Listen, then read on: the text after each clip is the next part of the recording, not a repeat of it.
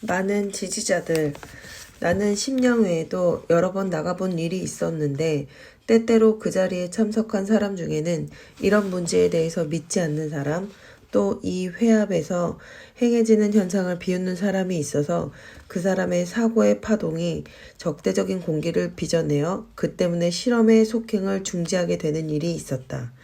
물질주의적인 생각을 품고 있는 회의파 사람들은 이런 말을 들으면 웃겠지만 큰 회합에 출석한 사람 속에 단 한 사람의 방해자가 있는 까닭으로 그 회합이 쑥대밭이 되고 주최자의 노력이 수포로 돌아간 예가 가끔 있다.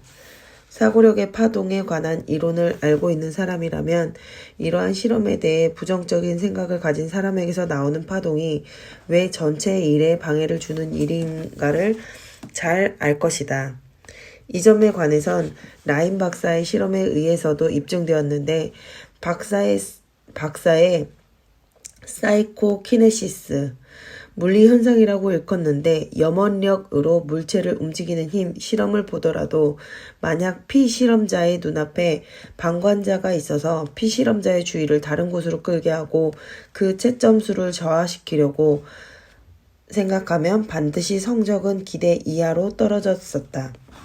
이와 반대로 피실험자가 혼자 있을 때라든가 중립적인 입장을 취하고 있는 사람들이나 동적인 생각을 가지고 있는 방관자가 참석하고 있을 때는 그 채점수는 상당히 높아진다. 아울러 말해주고 싶은 것은 에디슨, 스타인메츠, 테슬러,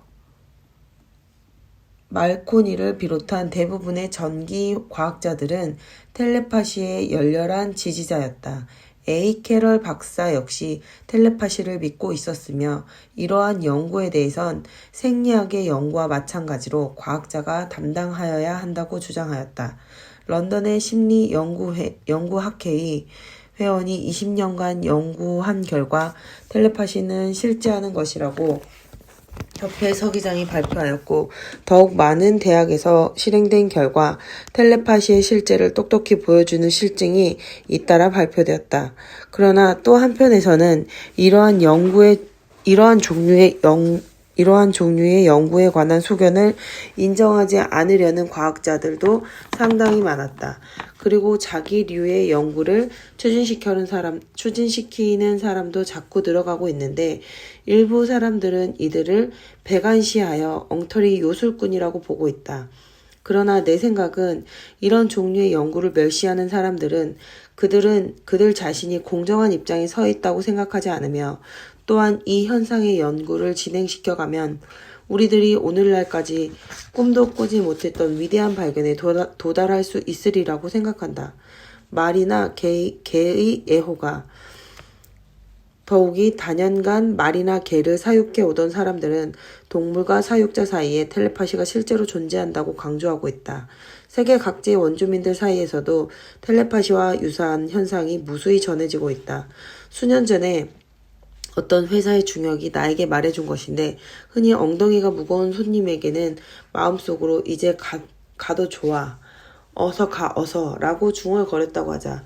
그러면 그 손님은 엉덩이를 들썩들썩 하면서 시계를 보고 의자에서 일어나 모자를 집어들고는 곧 돌아간다는 것이다. 가정에서 손님이 너무 오래 머무르고 있을 때도 마찬가지로 응용해 볼 수 있다. 돌아갔으면 할 땐 마음속으로 이제는 돌아가십시오. 그만 돌아가십시오. 라고 말한다. 그럴라 치면 손님은 방을 둘러보면서 시계가 있는 장소를 살피다가 그만 실례해야겠습니다. 라고 하는 게 보통이다. 의심이 많은 사람들은 그것을 텔레파시와는 아무런 관련도 없다고 말할 것이다. 주인의 얼굴 표정이나 태도, 피로하여 초조한 모습들이 손님에게 이제 가야 한다는 생각을 가지게 하는 것이라고 말할지도 모르겠다.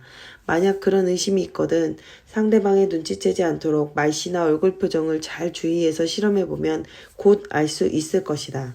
하지만 손님이 주인으로부터 무슨 특별한 양해를 얻고 싶어 한다든가 토론에 이겨버리라고 열중하고 있을 때에는 물론 그 효과가 나타나기 어렵다.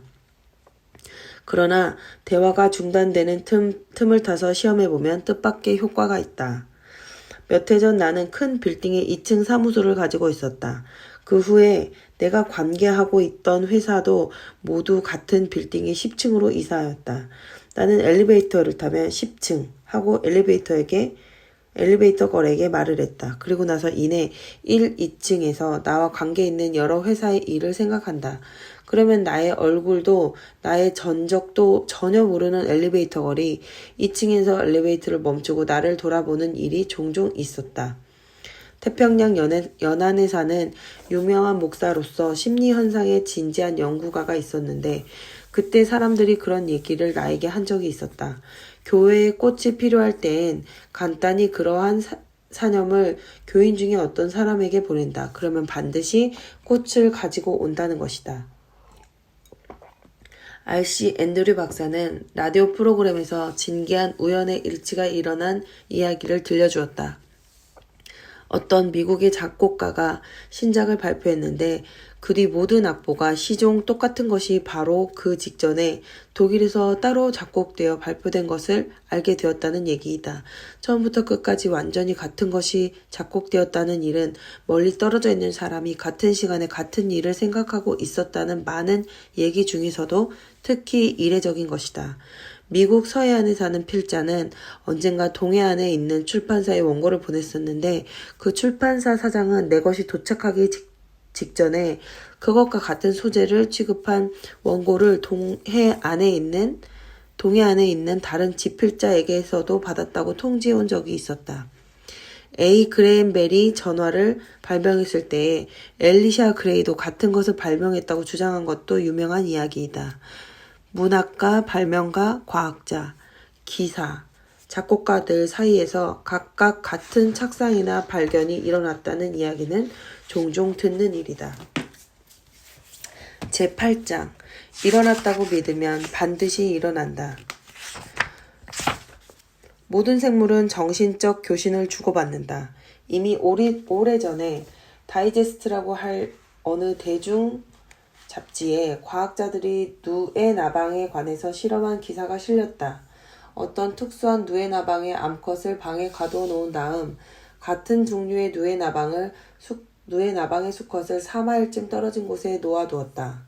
몇 시간이 지나자 그 수컷은 암컷이 갇혀 있는 방 유리창에 와서 날개를 파닥거렸다는 것이다. 그 잡지 기자는 생물의 생각이란 멀리까지 날아가는 것이라고 말했다. 이를 미루어 보아 누에 나방 암컷은 자기가 있는 곳의 모든 장벽을 넘어서 한 마리의 수 나방을 향하여 교신하였다고 생각할 수밖에 없다는 것이다. 조류는 텔레파시라고 하는 정신 감흥이나 클레어보이언스라고 하는 투시력을 갖고 있는 듯하다. 다음에 간단한 실험도 그것을 증명해주는 하나의 놀라운 증거라고 하겠다. 새가 거의 드문 계절에 집 뒤뜰에 빵 부스러기를 뿌려놓는다. 눈에 닿는 범위 내에서는 새라고는 한 마리도 없었다. 그러나 우리들이 집 안으로 채 들어가기도 전에 새는 벌써 여기저기서 모여든다. 처음에는 참새, 굴뚝새, 그리하여 2, 3분이 지나면 뒤뜰에는 새들로 가득 찬다. 먹이 이외에 다른 것을 내놓으면 새는 한 마리도 오지 않는다. 그렇다면 과연 무엇이 새를 끌어들였을까? 현재의 과학으로는 이에 대한 명확한 대답이 나오지 않는다. 곤충학자 이씨 힐은 나비에 관해 연구 방송에서 앞으로 과학의 연구가 진전되면 새나 곤충들은 각각 특유한 무선 전신이나 어떤 특수한 교신 방법을 가지고 있다는 결론을 도출해낼 수 있게 될 것이라고 말했다. 이러한 설은 자연 연구가들이 오랫동안 주장해온 일이다. 이 문제에 관해서 이미 수많은 서적이 나와 있다. 그 중에서도 W.J. 롱씨는 동물은 어떻게 이야기를 하는가 라는 저서가 유명하다. 캘리포니아주의 어떤 지방의 제비는 해마다 10월 23일이 되면 어디론지 날아가 버리고 다음해 3월 19일에 반드시 돌아온다고 한다. 또 표지를 붙여 콜롬비아 강 곳곳에 방생해둔 연어는 태평양에서 4년을 지낸 다음에 반드시 놓아준 곳으로 다시 돌아온다. 개나 고양이는 주인집에서 몇 마일 떨어진 곳에 데려다 놓아도 대개 다 돌아온다. 오리나 기러기도 마찬가지이다. 자연계에는 그 밖에도 여기에 다 예거할 수 없을 만큼 불가사의한 일이 많이 벌어지고 있다. 그렇다면 물고기나 새나 짐승 등 우리들 주변의 모든 생물들은 서로 교신하는 능력을 가지고 있는 것은 아닐까? 예일 대학에서 진행된 투시나 텔레파시의 실험을 보더라도 그것은 이미 어느 정도 증명된 셈이라고 할 수 있다. 전후 싸움터에서 장님이 된 병사들은 안면의 시력이라는 것을 방송하였다.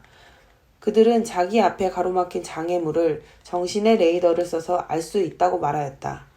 전장 맹인들에게서 제6의 감각의 사용 방법을 가르치고 있는 보스턴시의 심리학자 제이 레빈 박사는 그 제6의 감각의 구조에 대해서 상세히는 모르지만 그것이 작용하는 것은 확실하다고 말하였다. 이 안면의 시력은 인체가 현재로서는 알 수 없는 몇 가지의 광선을 방사하고 있고 그것이 앞에 있는 물체에 부딪혀서 영상을 만들면 그것이 그대로 장님에게 돌아와 그 광선의 자극이 장님의 피부에 전달되어 볼 수 있게 된다는 가설을 세우고 있다. 텔레파시나 사상 전도 같은 것은 흔히 우리가 생각하는 것 이상으로 우리들의 일상생활에 사용되고 있다. 많은 지도자, 설교가, 웅변가, 회사의 간부, 세일즈맨들은 그것을 알고 있거나 모르는 중에 얼마만큼씩은 모두 이것을 활용하고 있다고 믿는다.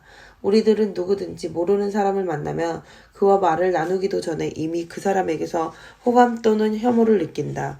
그러한 인상을 받는 것은 사고의 교신이 아닐까? 정신치료라는 것부터 생면부지의 타인에게 자기도 모르는 사이에 영향을 미치게 되는 것에 이르기까지 그렇게 생각하는 이외에 달리 설명할 도리는 없다.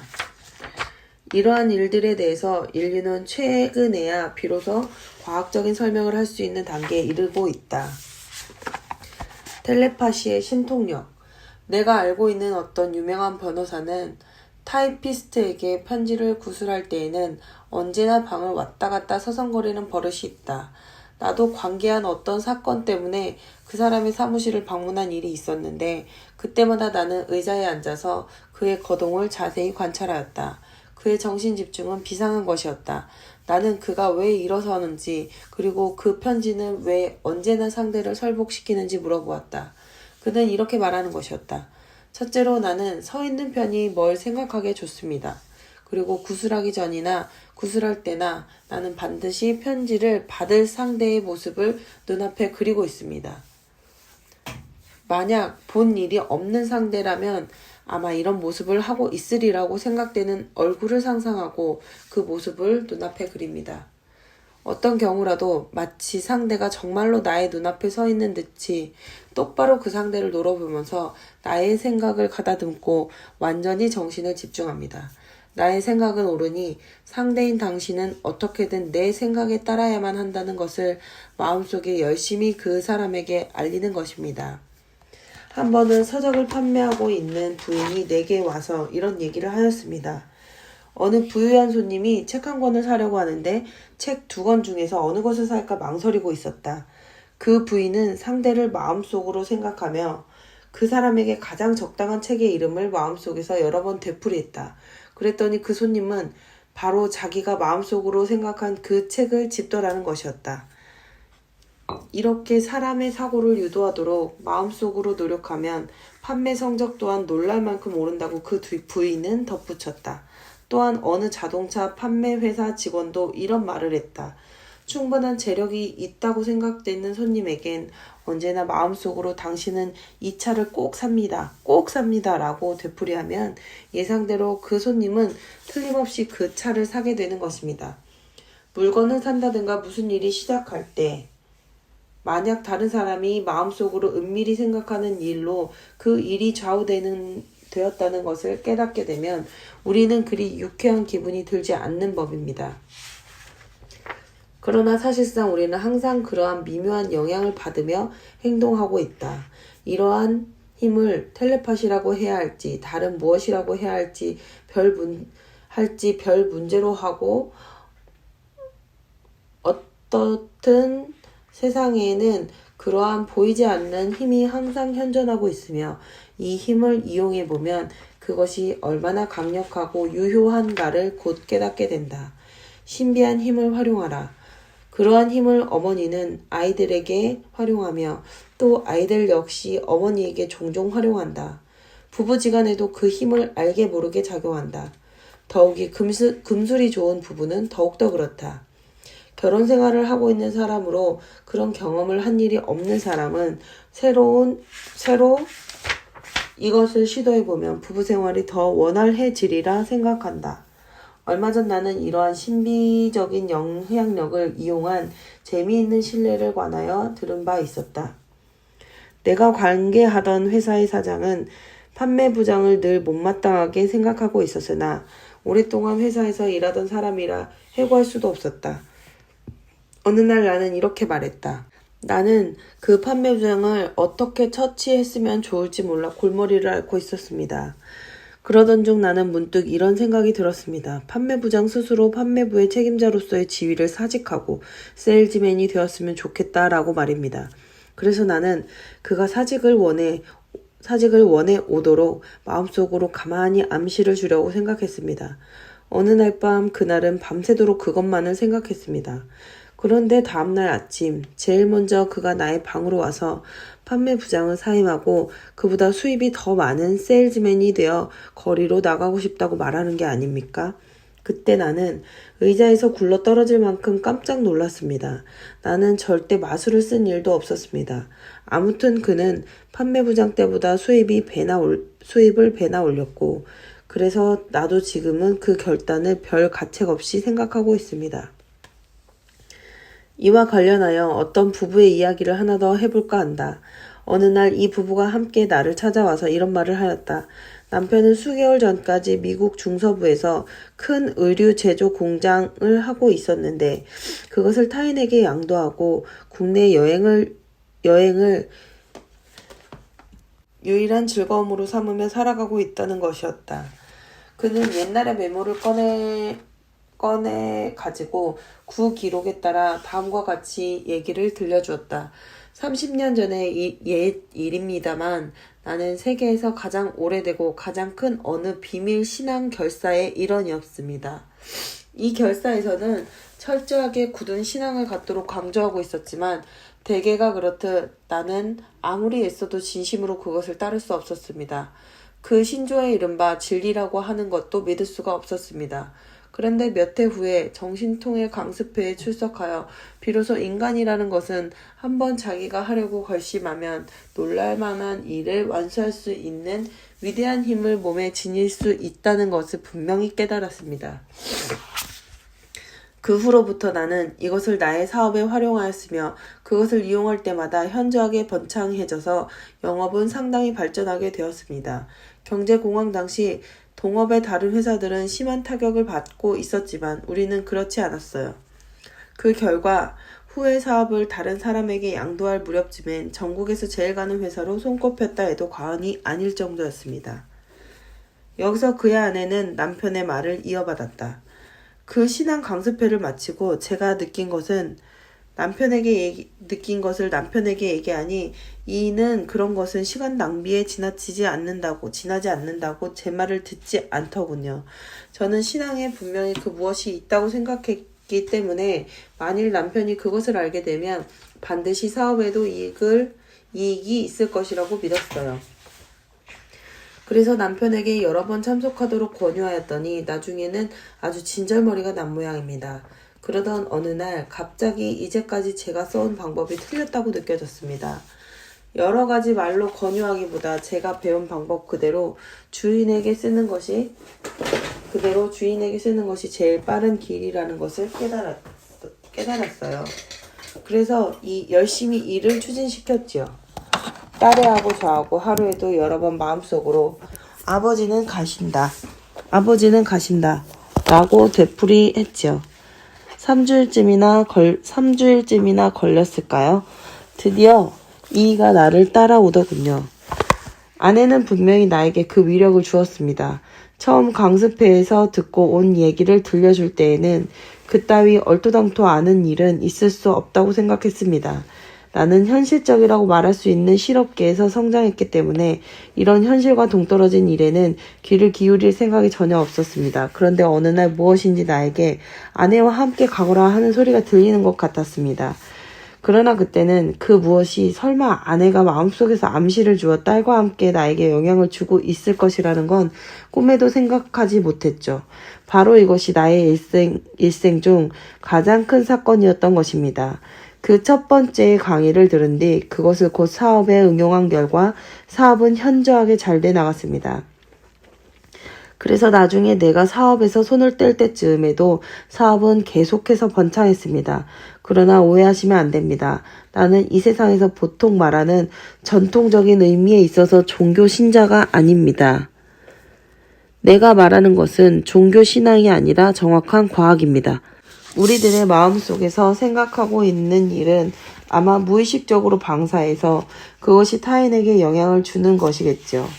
우리가 자기의 몸속에서 빚어낸 좋아한다든가 싫어한다든가의 연파를 발산하면 그것은 곧 상대에게 반응을 일으키고 되돌아와 자기에게 부딪혀 오는 것입니다. 모든 사람에게 필요한 것은 인과의 법칙입니다. 그것만 알면 모든 것은 명백하게 됩니다. 사상은 강력해 보이지 않는 위력을 가지고 있는 것이라고 말하는데 그것은 사실 그대로입니다. 이 문제에 대해서도 다소라도 이해하고 있는 사람은 별로 많지 않습니다. 대부분의 사람들은 이 문제를 모르며 그것에 대해서 뭐라고 말을 시작하면 딴전을 부리기가 일쑤입니다. 그렇기 때문에 왜 많은 비유를 써서 설명하였는가를 잘 알 수 있습니다. 그러나 앞으로 그리 긴 세월이 지나지 않아 나는 이것은 세상의 상식이 되리라는 결론을 얻기에 이르렀습니다. 지금도 많은 사람들이 인류가 신념의 힘이라는 것을 여러 방면에 이용하는 시기에 도달하고 있음을 인정하고 있으며 또한 이것을 이해하고 있는 사람들도 날로 급증하고 있습니다. 실업계에서는 왜 많은 사람이 이것을 파악하여 각자의 사업에 응용하지 않을까요? 그것은 전에 내가 그러했듯이 마음의 문을 꼭 닫고 있고 또 나의 아내가 나에게 영향을 주었듯이 그렇게 협조해주는 원조자가 없습니다. 우리는 우선 열성적으로 신념의 힘의 실제를 믿기만 하면 되는 것입니다. 그리고 이에 관한 기술을 의식적으로 사용하기만 하면 되는 것입니다. 당신이 하시는 말씀대로입니다. 당신의 잠재의식도 타인의 잠재의식도 그것을 솟아오르게 하는 일에 마음을 집중하면 그 무슨 마술에 의하여 눈앞이 탁 트이는 것 같게 됩니다. 정말 그렇게 되느냐고요? 참으로 그것은 놀랄만한 결과를 만들어줍니다. 텔레파시는 누구에게나 잠재한다. 태평양 연안 북서부에서 일반 보험 대리업으로 세상의 신용을 얻고 있는 A.B. 파커 씨는 이 과학 기술에 관하여 나에게 편지를 보내왔다.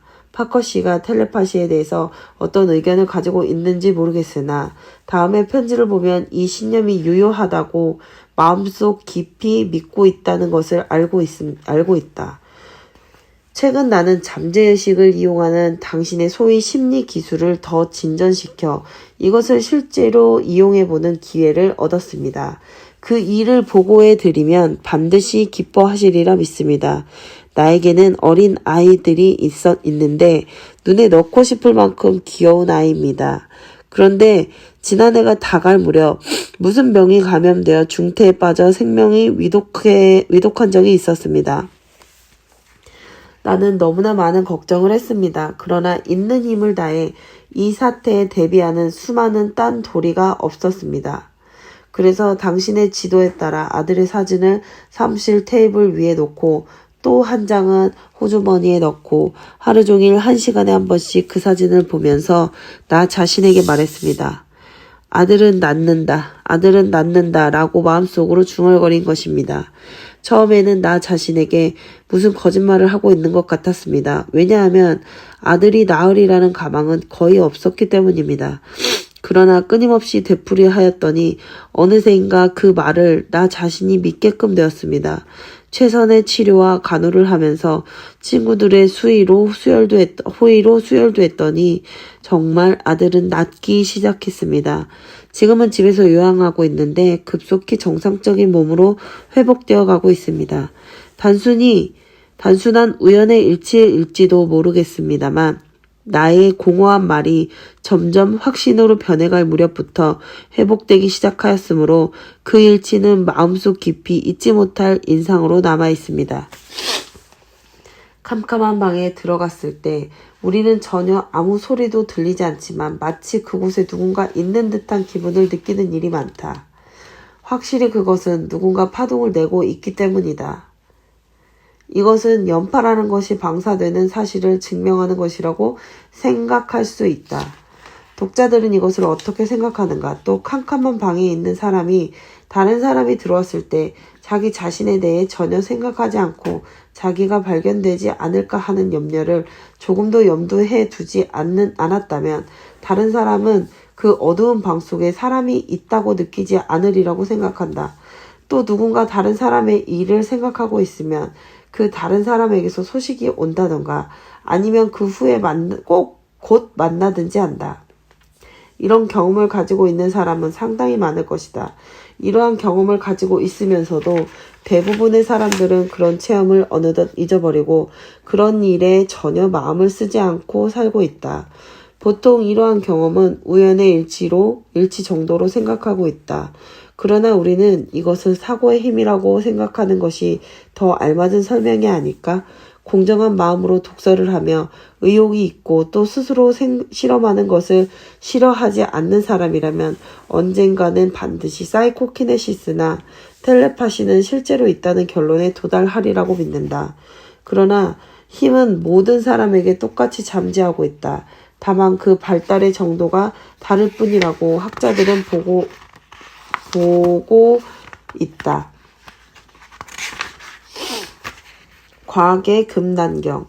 심리현상의 법칙을 쓴 허드슨의 보고에 의하면 텔레파시의 실제를 실증한 실험은 많지만 그 중에서도 재미있는 것이 트럼프를 사용하는 것이었다. 이것은 많은 사람 중에서 한 사람을 뽑아서 그의 눈을 가린다. 그리고 아무나 다른 사람이 트럼프 한 장을 뽑아들고 나머지 사람들은 그 트럼프에 집중한다. 눈을 가린 사람은 마음에 떠오른 것을 말해서 알아맞힌다. 이러한 실험으로 텔레파시라는 것이 확실히 있다는 것이 실증되는 것이다. 여기에 세 사람이 할 수 있는 간단한 실험 방법을 하나 소개하겠다. 못 쓰게 된 잡지에서 5가지 빛깔의 색종이를 오려내어 그것을 가로 0.5인치, 세로 3인치 작은 종이 조각으로 자른다. 종이 색깔은 진홍색, 청색 등의 선명한 색깔일수록 좋다. 그러나 5장의 색깔은 서로 분명히 구별할 수 있어야 한다. 한 사람이 그 5장의 색종이를 오른손 엄지손가락과 둘째 손가락 사이에 부채 모양으로 펴서 쥔다. 즉 분배된 트럼프를 손에 쥘 때처럼 펴서 쥔다. 남은 두 사람 중에 한 사람이 세 번째 사람이 모르게 그 색종이 조각 하나에 손을 댄다. 이때 첫 번째 사람은 선정된 종이에만 정신을 집중한다. 세 번째 사람이 사전에 알아둘 것은 결단을 빨리 내리고 아주 자유스러워야 하며 마음은 공백 상태로 둔 채 이 실험 이외에는 아무것도 생각하지 말고 있어야 한다. 어느 빛깔의 종이가 선정되었는가를 의식적으로 생각하려 하지 말고 첫 번째로 마음속에 떠오른 심상을 그대로 전해야 한다.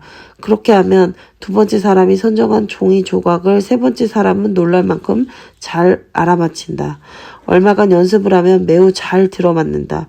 더욱이 다소라도 관계가 깊은 사람들, 예컨대 남편과 아내를 짝으로 한다든가 해서 우선 남편이 종이 조각을 펼쳐쥐고 제3자가 선정을 한 후에 아내가 그것을 알아맞힌 경우에는 적중률이 훨씬 높아진다.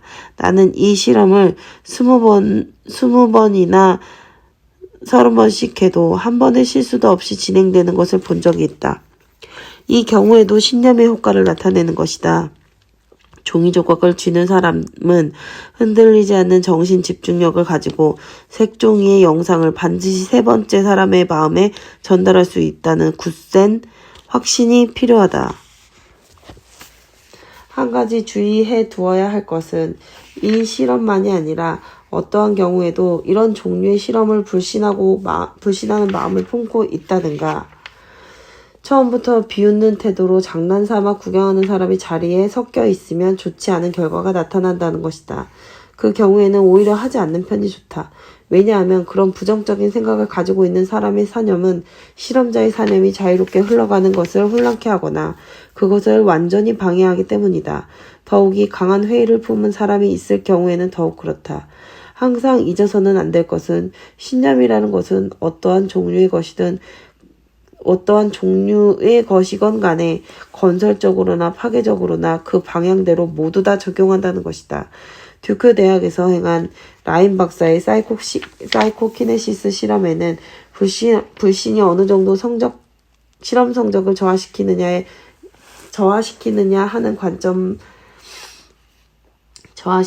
하는 점에 관한 측정도 나와 있다.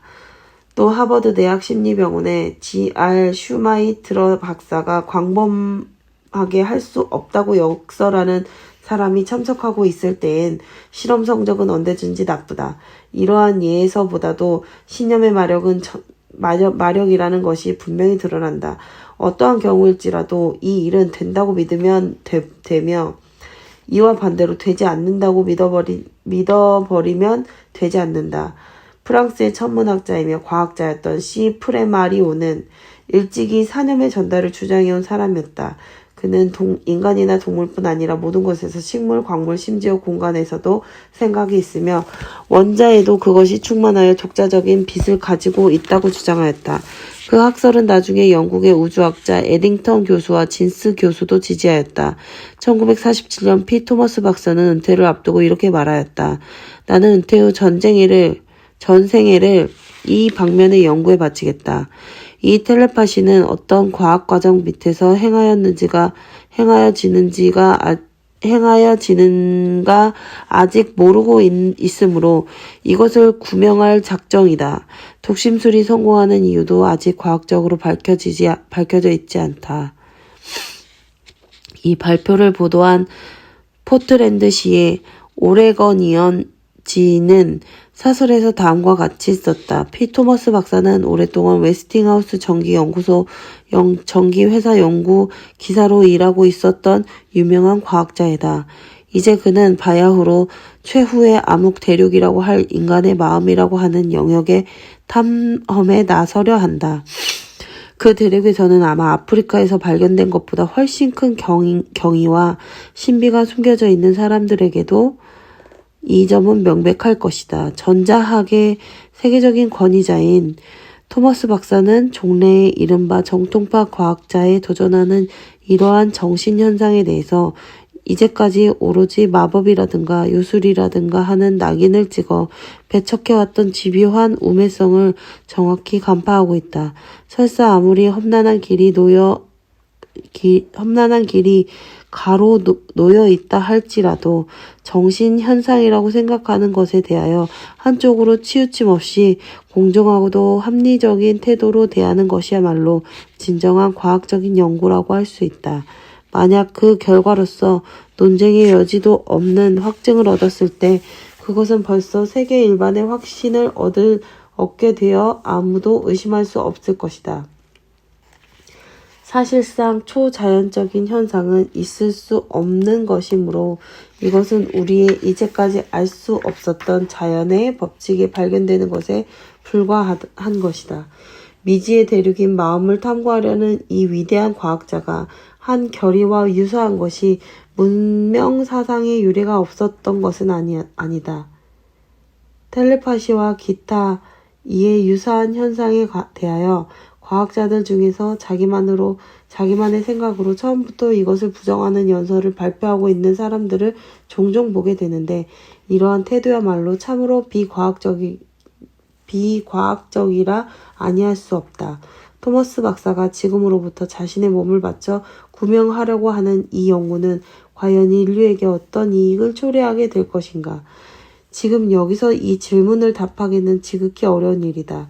왜냐하면 마음의 밑바닥이라는 것은 실상 쉽게 파고 들어가서 손을 댈 수 없는 금단경일지는 모르기 때문이다.